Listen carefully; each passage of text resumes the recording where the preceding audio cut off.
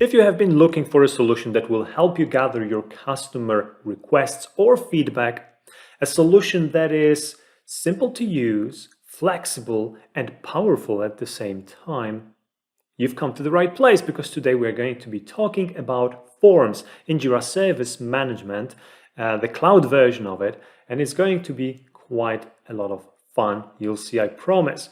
This video is part of our effort to deliver high-quality training and learning materials inside the Atlassian ecosystem, because this is where we come to have some fun.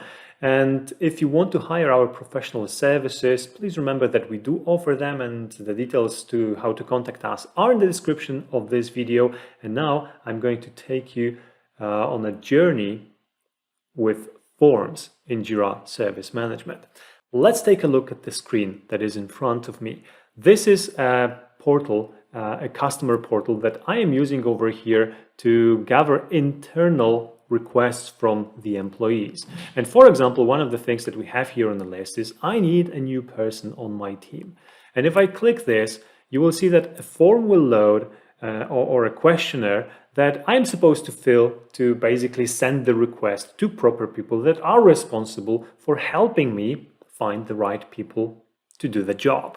So if I will apply all the information over here and try to fill this, I can say, for example, I need help with finding the right person to my or for my security team. Security, right? Team. And then one of the first things that we need to fill over here in the form is an onboarding buddy, who is like a person that is helping out the new person in onboarding, and also a person who will be like helping out in the selection process or the recruitment process. So I'm going to pick Jarek over here. And please note at this point in time that one of the things that you can do here with forms is to assign the fields that you have here on the form with Jira fields. And this field, the onboarding body, is associated with the typical and standard assignee field. So please remember that I put Jarek over here because that will be relevant. Now I'm supposed to choose the department, so I should choose the security department. But just to show you a very cool thing that, again, forms have to offer, I will choose marketing. And or actually maybe sales. Yeah, it was sales. And you can see that if I choose sales, I also have to choose the location for the job, whether it's going to be stationary or remote or involve a lot of traveling, right? So you can see that we can make those forms dynamic, which is super cool, isn't it, right? But we are interested in security team. The seniority, I'll leave it at senior. And then, of course, over here, I have requirements, I have responsibilities, I have opportunities and benefits. So being a good guy, I should probably fill this with all the relevant information.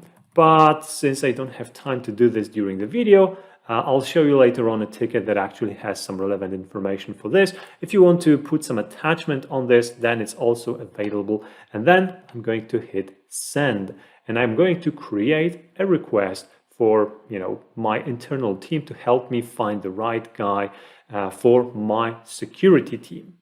Simple, done and dusted. Now, of course, in the background, a new Jira issue is created. This Jira issue is sent to the proper person automatically, and the processing of this issue can start from this moment forward. Now let's take a look at the portal itself. This is like an internal view of all the issues that are currently inside.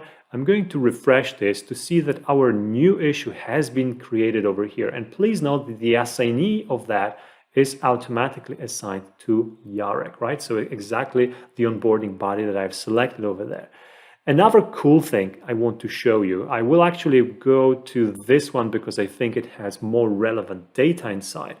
I'll show you that the information that we've gathered through the form, you can see that it's slowly loading over here, right? So the department IT, seniority senior, and the requirements, the responsibilities, the opportunities and benefits are all filled out over here, and we can copy this, work with this, put it on a recruitment portal, for example, in this case, and do whatever we want with this information. An interesting fact is that inside this form that I've attached to this request type, there is actually just one, or actually, well, two fields that are strictly connected with Jira data. So I'm synchronizing with Jira the summary, so the name of the ticket that has to be created. So that's kind of obvious, and there is no way around this unless you make it a default name for all the request types or requests of a certain type that will be raised.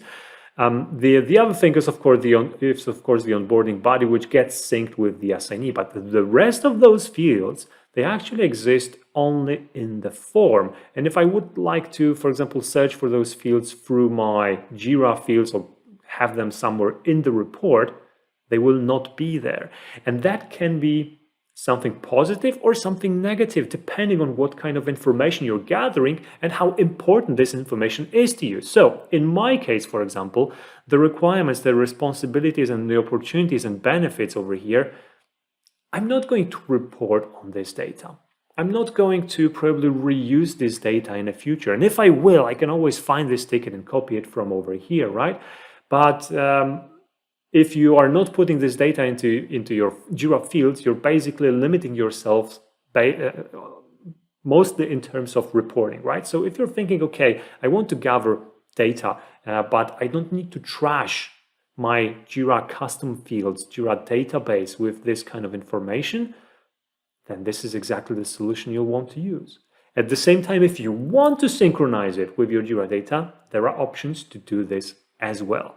That's how flexible it is, and I absolutely love it. Another thing that I want to show you is that you can automatically choose to generate, like in the settings, you can automatically choose for the form to generate a PDF file that will be automatically again attached to the ticket that gets created, right? So this is the PDF that got created over here, and all the information from my form is available over here inside. And if I go back, I'll just show you that even this ticket that we've created right now also has the same kind of attachment, right? So it's automatically generated. I didn't do this. It's done by that tool. Pretty cool, right? So as you can see, this is quite flexible and quite powerful. I also mentioned that it's easy to use. So let me show you this. You go to your project settings. Of course, you will have to be a user with proper roles to be able to access this. And then you have forms over here on the left. And if you want to create a new form, you get to create forms from templates, and there are like 300 templates to choose from. Pretty cool. Although we also have to mention, or I have to mention over here, that it's so easy to create those forms that very often you will actually be quicker to create the form from scratch, from a blank template, than finding the right one for you. So that's what I'm going to do. I'll just choose a blank one, and you can put a title over here. You can put some kind of description, and then you can start adding fields, right? And adding fields is as simple as putting the field over here, adding the name to the field. You can add the description optionally. Because I chose the radio buttons, I get to choose the options over here. So I'll just put whatever so that we can see how these options are changing. And you can also add some additional information if you choose to do that. And then you can just keep populating the form with the fields. You can see that in terms of types of those fields that you can use over here, there is basically nothing to worry about. All kinds of types are available over here, including the attachments, including the assets. If you're working with assets in your ITSM system, user type fields, numerical fields, date fields, checkboxes, drop downs, email field, long text, short text, whatever you need.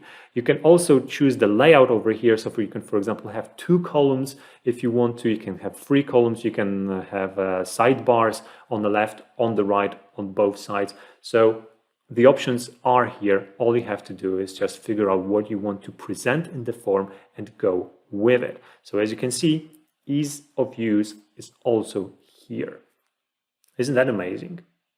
I mean, in terms of how quickly you can work with this beautiful thing, it's definitely something to consider taking on and at least figuring out how it can help your business or evaluating it and checking if it is of any help. And of course, it's very important to mention over here that forms are just a small part of the Jira Service Management, small part of the whole ITSM tool, ITSM solution, service desk-like solution that you may want to implement in your organization, or maybe you already have it, but you're not very happy with the configuration that you have. In both cases, feel absolutely free to contact us and we will help you figure out how to work better with these tools, how to have a more user-friendly configuration, how to not make a mess of your Jira instance, and how to be a happy administrator, and how to make your end customers happy as well. We have a lot of experience with this tool. We know lots of apps that will help you get even more out of the whole ecosystem. And we have been helping many different companies to get through this process of implementing a service desk-like solution in their environment using Jira Service Management, using Confluence as a knowledge base connected to it, and successfully getting from zero to hero, so to say. So if you want to embark with us on this journey, feel free to contact us. All the information is in the description of this video.